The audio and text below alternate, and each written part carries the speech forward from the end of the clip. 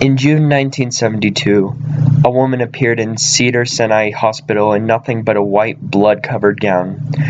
Now this in itself should not be too surprising, as people often have accidents nearby and come to the nearest hospital for medical attention, but there were two things that caused people who saw her to vomit and flee in terror. First, that she wasn't exactly a human. She resembled something close to a mannequin, but had the dexterity and fluidity of a normal human being. Her face was flawless as mannequins, devoid of eyebrows, and smeared in makeup.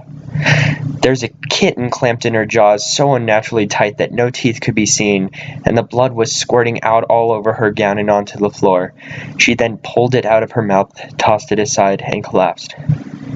From the moment she stepped through the entrance to when she was taken to a hospital room and cleaned up before being prepped for sedation, she was completely calm, expressionless, and motionless. Doctors thought it was best to restrain her until the authorities could arrive, and she did not protest. They were unable to get any kind of response from her, and most staff members felt too uncomfortable to look directly at her for more than a few seconds. But the second the staff tried to sedate her, she fought back with extreme force. Two members of staff had to hold her down as her body rose up on the bed with that same blank expression. She turned her emotionless eyes towards the male doctor and did something unusual. She smiled.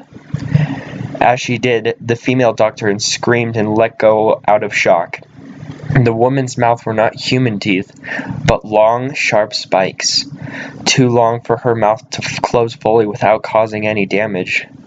The male doctor stared back at her for a moment before asking, "What in the hell are you?"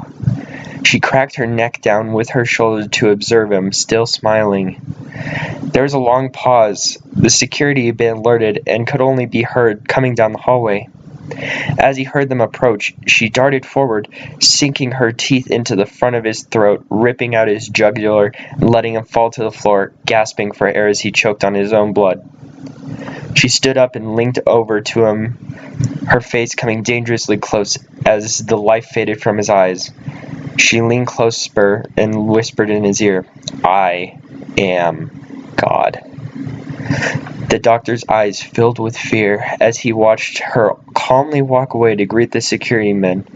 His last ever sight would be watching her feast on them one by one. The female doctor who survived the incident named her the Expressionless. There was never a sighting of her again. How's it going? Truly Disturbed here. If you like this video, make sure to like and subscribe, if you dare.